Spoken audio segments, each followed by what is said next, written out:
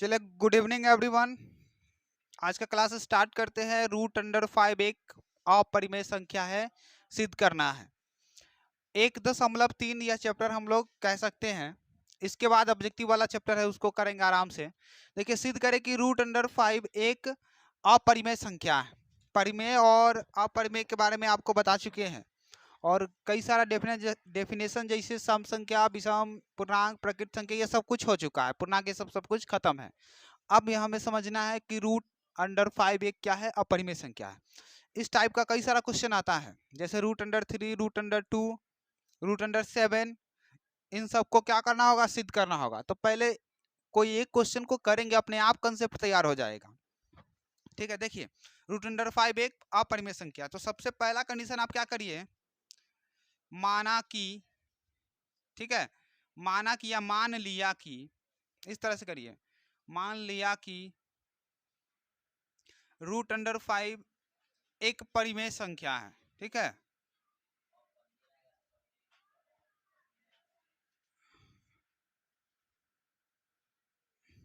इस तरह से आपको मान लेना है।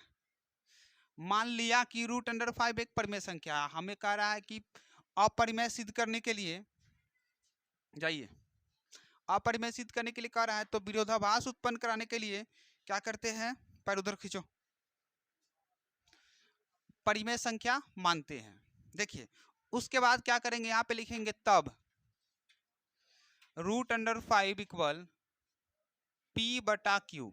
जब ध्यान दीजिए, पी बटा क्यू इसलिए माने क्योंकि परिमेय संख्या पी बाई क्यू के फॉर्म में ही होता है, इस रूप में ही होता है। हमें इसका परिभाषा ही नहीं, यही लिखाए थे तुरंत अभी कुछ देर प्रीवियस वीडियो में। पी बाई क्यू, जहां पी और क्यू क्या होगा, कोई पूर्णांक होगा। ठीक है, जहां पी एवं क्यू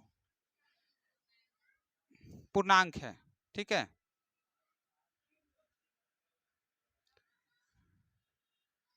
जहां पी एवं क्यू पूर्णांक है, तो ये आपको आराम से लिखना है, जहां पी एवं क्यू क्या है, पूर्णांक है। आप क्या करिए, अच्छा, एक चीज और आपको सिखाए थे, पी और क्यू पूर्णांक है, और पी और क्यू में कोई उभयनिष्ठ गुणनखंड नहीं है। यानी कि पी और क्यू में कोई उभयनिष्ठ गुणनखंड नहीं है, तो यह एकेतर गुणनखंड होगा। मतलब पी और क्यू में एक गुणनखंड है, तो उसको सह अभाज्य लिखाए थे, तो लिख देंगे पी और क्यू सह अभाज्य युग्म है, तथा पी एवं क्यू सह अभाज्य युग्म है, सह अभाज्य। ठीक है, इस तरह से लिख देंगे, मतलब पी एवं क्यू में दूसरा कोई गुणनखंड नहीं है। चलिए, अब उसके बाद क्या करना है,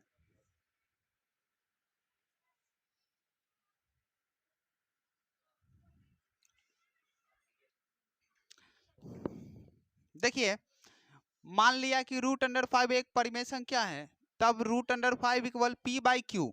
परिमेय संख्या माने हैं तो पी बाई क्यू मानेंगे, जहां पी क्यू क्या है, पूर्णांक है, और इन पी एवं क्यू में कोई उभयनिष्ठ गुणनखंड नहीं है।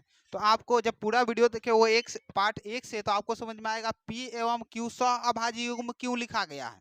सह अभाज्य युग्म का मतलब होता है कि HCF इसका एक हो, मतलब गुणनखंड एक हो।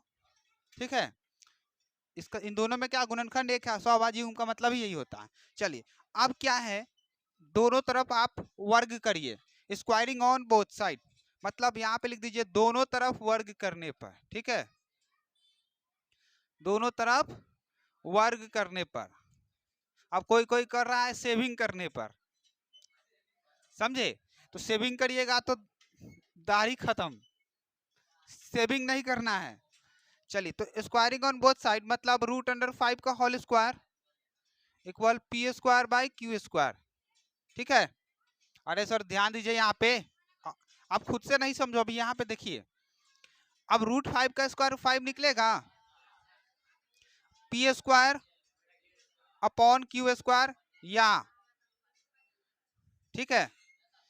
अब देखिए क्या करिए, 5 Q square equal P square होगा ना, 5 Q square equal P square. चलिए, अब इसको क्या करिए, क्या करें, कुछ करवे नहीं करेंगे, यही लिख देते हैं पी स्क्वायर इक्वल 5q²। ध्यान दीजिए, अरे इसको उल्टा पुल्टा कर दे क्या, 2q²। हाँ, इसको सीधा कर दीजिए, या कर दीजिए, या कर दीजिए, या p² इक्वल 5q²। ठीक है, ध्यान दीजिए। अब मेन टॉपिक इसमें आया कि, अरे पकड़ के रखो ना इसको, काहे उधिया देते हो, हम रखे हुए। ठीक है, अब तो हम लोग सही है, एकदम अच्छा जगह पे हैं। देखिए, अतः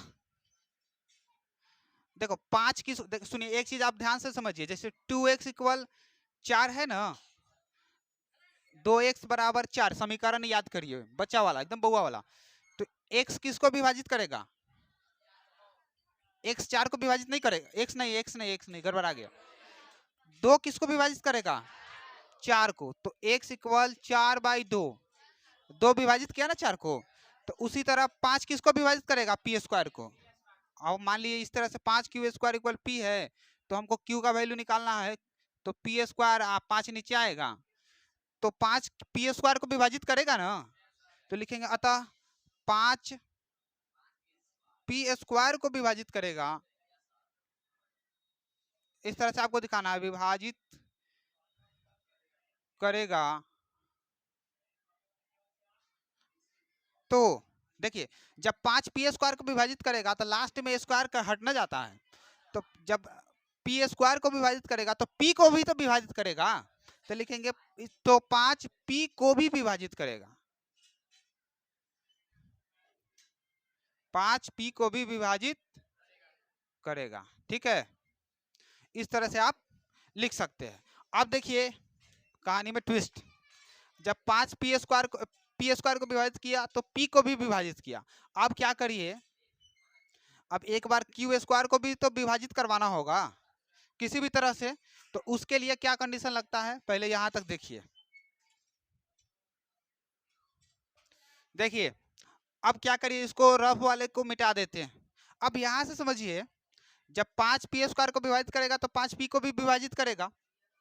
इस तरह से 5 विभाजित कर रहा है किसको, p² को, तो p के साथ ऐसा अंक लाना है जो q को भी विभाजित करे। तो क्या करेंगे, लेट का मतलब माना कि p बराबर क्या मान लेंगे, 5। देखिए यहाँ पे 5 है ना, तो 5 मान लेंगे, p बराबर 5 मान लेंगे। देखो नीचे दिखता है क्या, चलिए p का वैल्यू अगर हम 5 मान लेते हैं तो क्या हो जाता है, 5 का स्क्वायर इक्वल 5q²। गड़बड़ा गया क्या,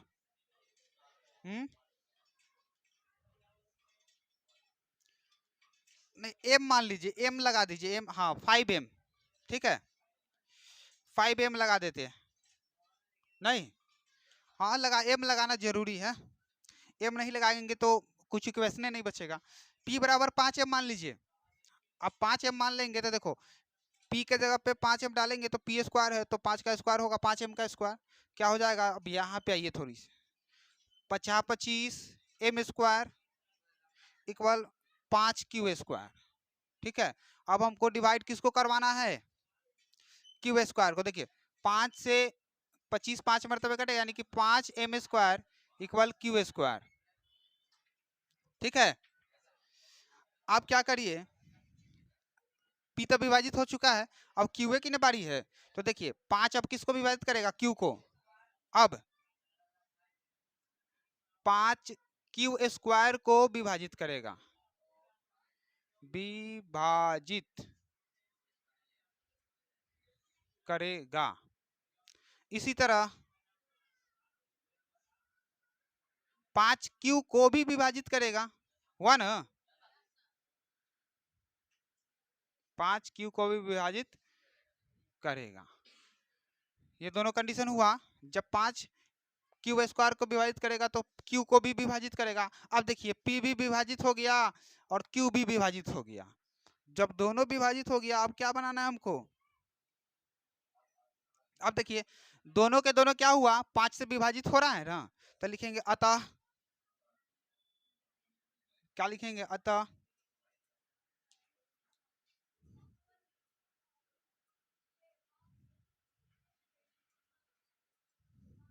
अतः P एवं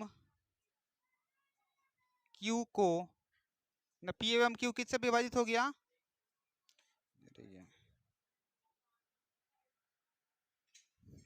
P एवं Q का एकमात्र गुणनखंड क्या आया?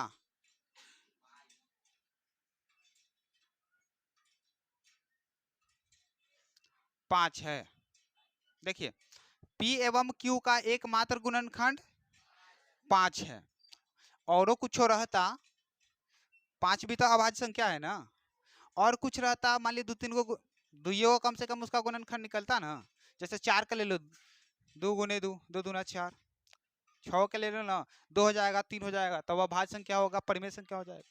तो इसका क्या है 5, केवल दोनों एक ही संख्या से कट रहा है, केवल 5 से, तो इसीलिए यह क्या हो गया?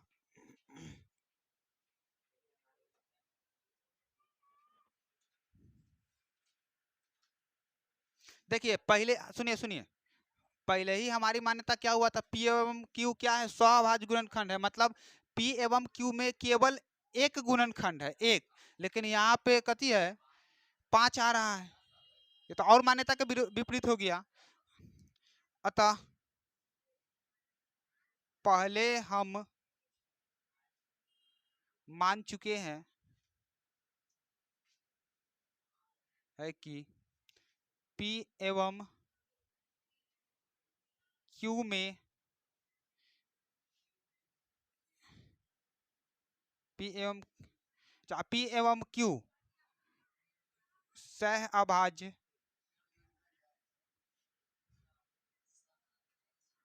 गुणनखंड है, ठीक है, जो हमारी मान्यता के विपरीत हुई। हाँ, हमारी मान्यता के विपरीत, ठीक है, अतः हमारी मान्यता के विपरीत हुई,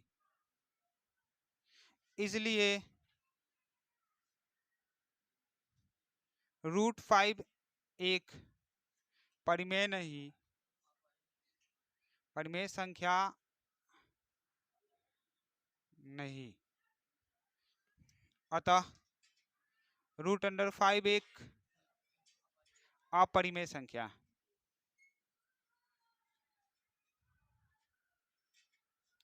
ठीक है, इतना यहाँ पे हो गया आपका प्रमाणित। तो इस तरह से आपको थोड़ा सा भाषा बना लेना है। देखिए पहले हम क्या माने थे? P एवं Q में एक को गुणनखंड है, वो भी सहभाज्य है, सहभाज्य का मतलब एक, लेकिन बाद में क्या निकला? 5 निकल गया उसका गुणनखंड, जो हमारी मान्यता के विपरीत हो गया। तो इसीलिए √5 का अपरिमेय संख्या नहीं है, अपरिमेय संख्या हो गया प्रमाणित। बस नोट करिए। अब √2 को देखते हैं। यहाँ पे इस लिख लीजिए, m क्या है? m पूर्णांक है, ठीक है, जहां m कोई पूर्णांक है, ठीक है, इस तरह से लिख लीजिए, जहां m कोई पूर्णांक है। m पूर्णांक है, ये है, pq पूर्णांक है, तो m भी तो पूर्णांक होगा। चलिए ध्यान से समझिए, कहता है सिद्ध करे कि √2 एक अपरिमेय संख्या है। देखिए आपको सिखाते हैं, जैसे √2, √5, √3, √7, इन सबको एक ही फॉर्म पे सिद्ध कर देना, जैसे अभी बताएंगे उसी तरह से। सबसे पहला कंडीशन क्या करिए आप? मान लिया कि, या करिए माना कि, वही बात है, मान लिया कि, ठीक है, मान लिया कि √2 एक परिमेय संख्या है, यही ना माने है उसमें भी।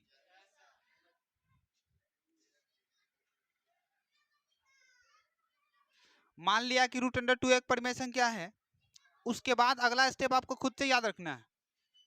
तब √2 इक्वल क्या मानेंगे? P/Q, जहां P एवं Q, या इस तरह से लिखिए ना, PQ पूर्णांक है, ठीक है, तथा P एवं Q क्या है? सहअभाज्य है, सहअभाज्य गुणनखंड है, सहभाज्य का मतलब केवल एक गुणनखंड तथा तथा P एवं Q सहभाज्य गुणनखंड है। अभाज्य लगा दीजिए, सहभाज्य क्या लगा, सहभाज्य गुणनखंड है।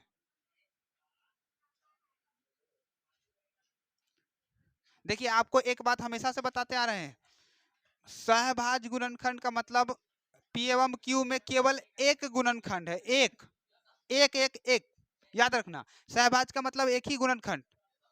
चलिए अब उसके बाद क्या करिए, दोनों तरफ वर्ग करने पर, तो वही लिखिए स्क्वायरिंग ऑन बोथ साइड, ठीक है।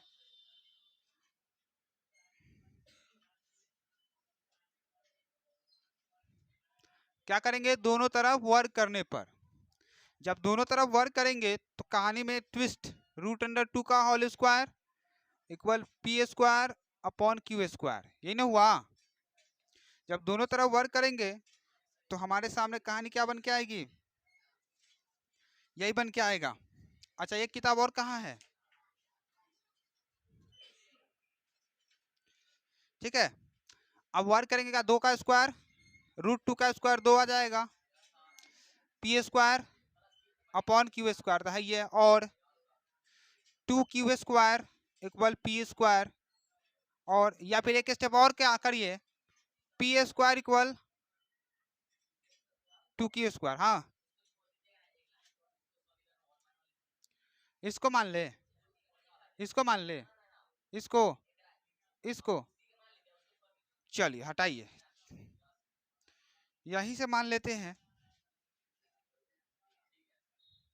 चलिए समीकरण फर्स्ट मान लिए तो कोई दिक्कत नहीं, पांचों वाला में मान सकते हो, नहीं मानिए तो ये कोई दिक्कत नहीं, ये अपना मेथड है। देखिए अब क्या कह रहा है,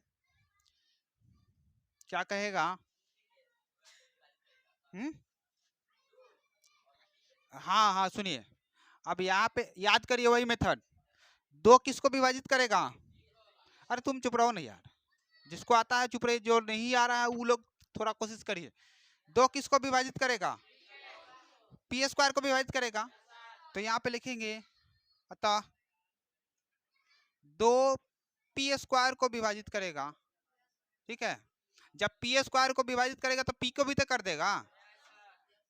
देखिए इससे पहले वाले क्वेश्चन में 5 था तो 5 विभाजित कर रहा था, 2 है तो 2 ही ना विभाजित करेगा, तो अतः 2 पी स्क्वायर को विभाजित करेगा तो 2 पी को भी विभाजित करेगा, ठीक है, 2 पी को भी विभाजित, ठीक है। लिखिए आज लग रहा है क्या, ठीक है। चलिए जब 2 पी स्क्वायर को विभाजित करेगा तो भाई 2 पी को भी विभाजित करेगा ना। चलिए तो क्या किए, 2 से पी स्क्वायर को विभाजित करवा दिए, अब यहाँ पे कुछ, यहाँ पे 2 लाके क्यू स्क्वायर को विभाजित करवाएंगे, तो क्या करिए, लेट यानी कि माना कि P बराबर 2m, यहाँ पे 2 है ना तो 2m मान लीजिए, जितना अंक रहेगा उतना ही मान लेंगे, 5 था तो 5 मान लिए, जहां m क्या होगा, जहां m कोई पूर्णांक है, ठीक है, जहां m कोई पूर्णांक है। अब क्या करिए, समीकरण 1 से इस उसमें भी लगा लीजिए, नहीं लगाओगे तभी भी कोई दिक्कत नहीं, समीकरण 1 से नीचे दिखता है क्या, एक लाइन अभी दिखेगा क्या, तो समीकरण 1 से p का वैल्यू 2m माने हैं, तो यहाँ पे देखिए क्या हो जाएगा, 2 क्यू स्क्वायर इक्वल 2m का होल स्क्वायर, क्या कि p के जगह पे 2m डालेंगे ना, यानी 2 क्यू स्क्वायर इक्वल 2 दूना 4m स्क्वायर, अब ऊपर ले आते हैं, ठीक है। यहाँ से क्या करिए, अब 2 दूना 4, तो Q square equal 2m square. देखिए अब क्या था कि 2 से q को भी तो विभाजित करवाना है, यहाँ 2 से p को विभाजित करवा दिए तो 2 से q को भी तो विभाजित कराएंगे, अब 2 क्यू स्क्वायर को विभाजित करेगा, ठीक है। दो क्यू स्क्वायर को विभाजित करेगा तो दो क्यू को भी विभाजित करेगा। ठीक है,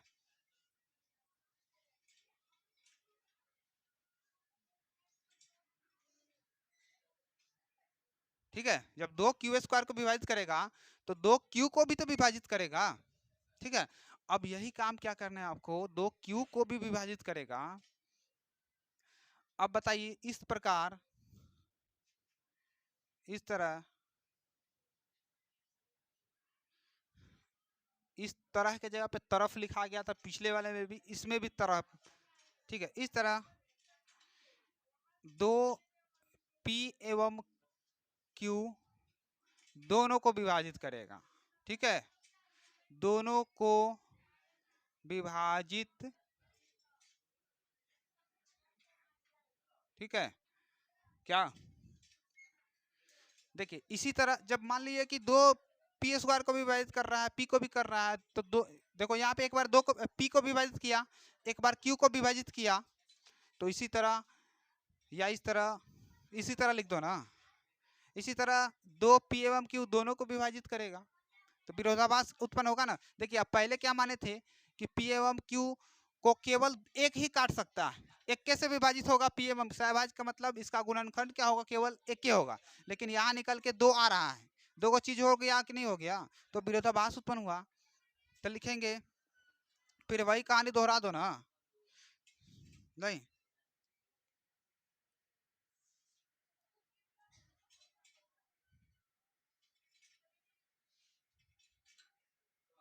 देखिए यहाँ पे लिखेंगे लेकिन, वही लेकिन लगा दीजिए ना, लेकिन पी एवं क्यू में एक गुणनखंड कथी है, पी एवं क्यू में एक के अतिरिक्त, यही ना असहभाज्य का मतलब वही ना हुआ, एक के अतिरिक्त कोई दूसरा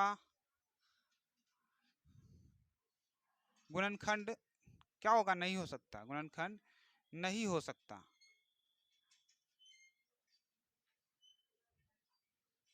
हो सकता, ठीक है, लेकिन पी एवं क्यू में एक के अतिरिक्त कोई दूसरा गुणनखंड नहीं हो सकता।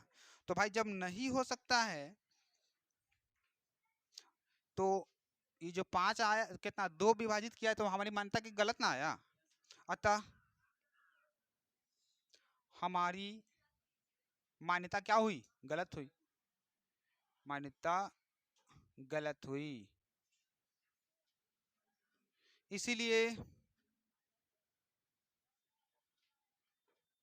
√2 एक परिमेय संख्या नहीं, ठीक है, आज राइटिंग बैठ ही नहीं रहा है बोर्ड पे, अतः √2 एक अपरिमेय है।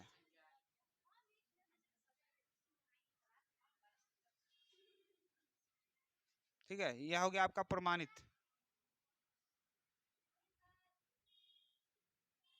लिख लीजिए फटाफट से। देखिए √2 वाला भी सेम आया कि नहीं आया, अभी √3 वाला सिद्ध करते हैं, बिल्कुल सेम करेंगे, करने के लिए तो दूसरा मेथड भी कर सकते हैं, लेकिन यही याद कर लो ना, क्या जरूरी है दूसरा अपनाने का, फटाफट से बनाइए न लग। चलिए देखिए जितना भी क्वेश्चन अभी जो कर रहे हैं ना, आगे घूमो, रूट कितना, √5 किए हैं, √2 किया, आज अभी करेंगे √3, इन सब का कंसेप्ट एक ही रहेगा। सबसे पहला कंडीशन क्या करिए आप, माना कि या मान लिया कि, देखिए मान लिया कि मतलब हम खुद से माने, मान लिया कि, और जो माना कि मानेंगे क्या, मान लिए किताबी वाला भाषा हो जाएगा। मान लिया कि √3 एक परिमेय संख्या, यही ना मानना है। देखिए 3-4 क्वेश्चन ये में एक ही टाइप का रहेगा, जरूर से जरूर, परिमेय संख्या है। तो आप क्या करिए, तब √3 इक्वल क्या माने, P/Q, जहाँ PQ क्या है, पूर्णांक है, जहाँ पी क्यू कोई पूर्णांक है,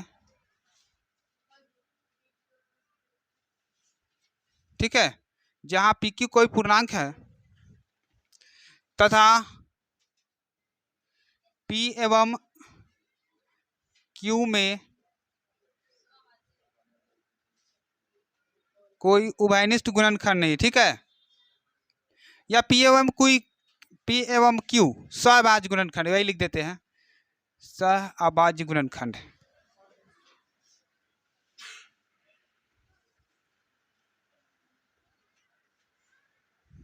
यही कहानी तो आपको बार बार दोहराना है, एक ही कहानी को हमेशा दोहराना है, ठीक है। पी एवं क्यू सहअभाज्य गुणनखंड है। अब क्या करिए, दोनों तरफ क्या करेंगे, अब वर्क करेंगे, तो लिखेंगे यहाँ पे स्क्वायरिंग ऑन बोथ साइड।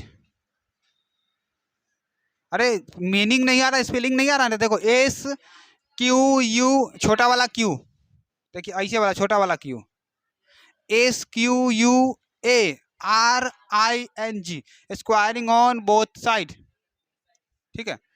ये हो जाएगा आपका, हिंदी में लिख लीजिएगा दोनों तरफ वर्क करने पर। क्या है, इंग्लिश में थोड़ा सा बनिए, देखते हैं बन के। चलिए, जब दोनों तरफ वर्क करेंगे यही ना होगा, √3 का whole square equal P square upon Q square, ये ना होगा, तो 3 equal P square upon Q square, ठीक है। आप क्या करिए, 3 Q square equal P square, इसी को फर्स्ट मान लिए, इसी को ना फर्स्ट मान ले, इसी को कि ऊपर वाले को, इसी को मान ले।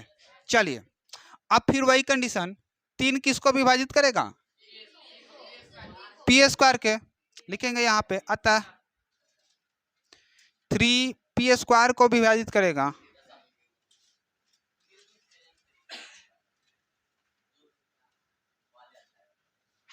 ठीक है, 3 पी स्क्वायर को विभाजित करेगा, तो 3 पी को भी तो विभाजित करेगा, तो 3 पी को भी विभाजित करेगा,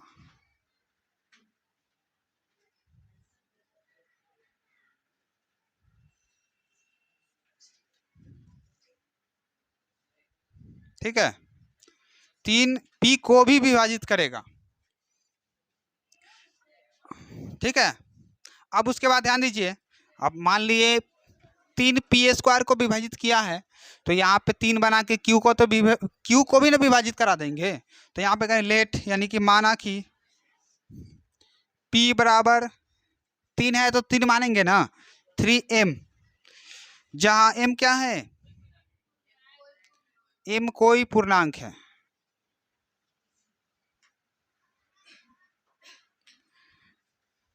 तो 3m कोई पूर्णांक है, तो ध्यान दीजिए 3 क्यू स्क्वायर इक्वल, यहाँ पे समीकरण 1 से लिख दीजिएगा, समीकरण 1 से, समीकरण 1 से 3 क्यू स्क्वायर इक्वल P का वैल्यू क्या है 3m, तो 3m का होल स्क्वायर दिखता है क्या नीचे,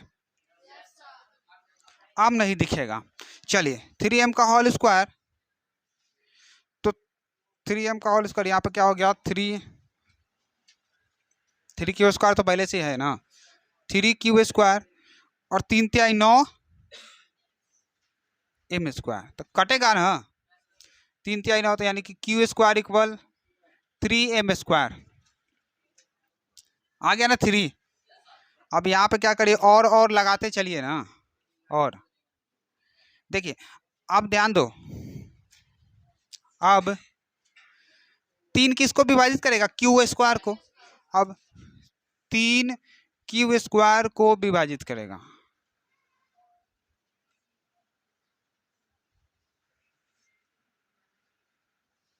ठीक है, 3 क्यू स्क्वायर को विभाजित करेगा, तो 3 क्यू को भी विभाजित करेगा,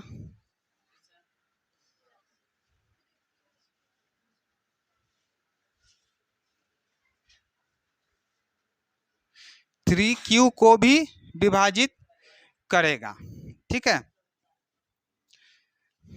क्यू को इस तरह, इस तरह 3 पी एवं क्यू दोनों को विभाजित करेगा।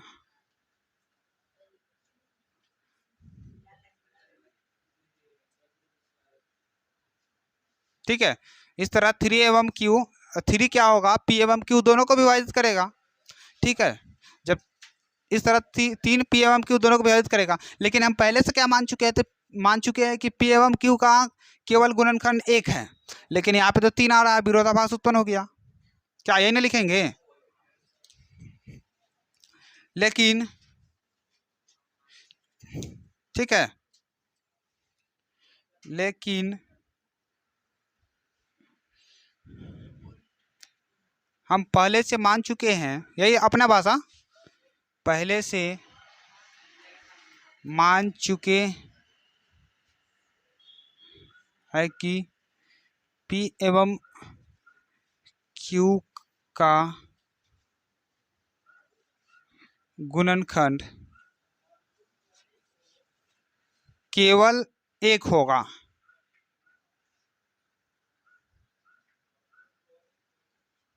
ठीक है, पहले से हम क्या माने हैं, हम पहले से मान चुके हैं कि P एवं Q का उभयनिष्ठ गुणनखंड लिख दीजिएगा, या कोई दिक्कत नहीं,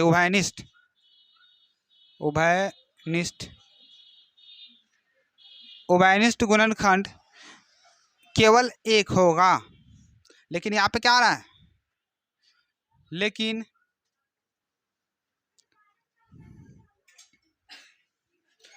P एवं Q का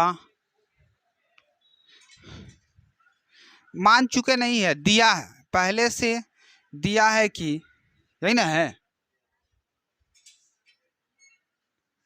दिया है कि, पहले से दिया है कि P एवं Q का उभयनिष्ठ गुणनखंड केवल 1 होगा, लेकिन P एवं Q का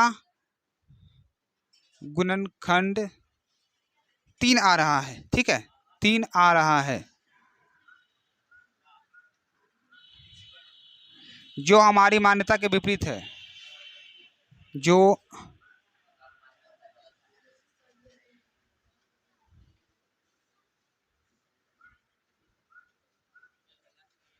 ठीक है, जो हमारी मान्यता के विपरीत है, अतः हमारी मान्यता गलत हुई। यहाँ पे लिख देंगे, अतः हमारी मान्यता गलत हुई, अतः हमारी मान्यता गलत हुई कि √3 एक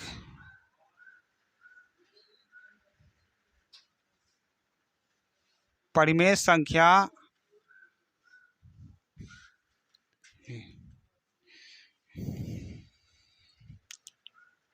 जो हमारी मान्यता के विपरीत है।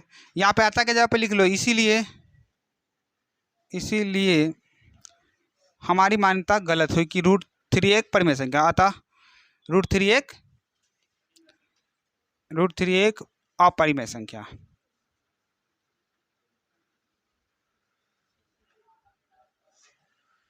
ठीक है, अतः √3 एक अपरिमेय संख्या है, प्रमाणित हो गया है आपका।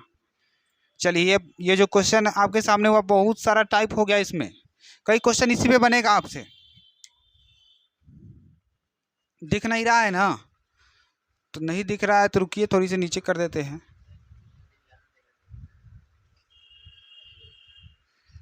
चलिए, अब दिख रहा होगा,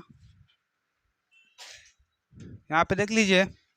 इसलिए हमारी मान्यता गलत हुई कि √3 एक परिमेय संख्या नहीं, अतः √3 एक अपरिमेय संख्या।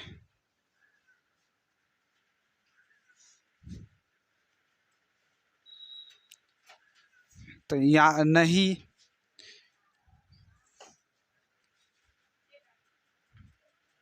अच्छा, हमारी मान्यता गलत हुई कि अपरिमेय क्या परिमेय संख्या है। ठीक है, अपरिमेय संख्या, अतः एक परिमेय, अतः हमारी मान्यता गलत हुई कि √3 एक परिमेय संख्या है, अतः √3 एक अपरिमेय संख्या। ठीक तो है, भाषा में कोई दिक्कत नहीं है। अगर कोई दिक्कत होगा तो तीनों को मिला लेना, जो अच्छा लगे भाषा उसका बनाइए, ज़्यादा कुछ है नहीं। चलिए, अब जल्दी से इसे फटाफट से नोट करिए, आपको होमवर्क में जो मिलता है बना के लाइए कल।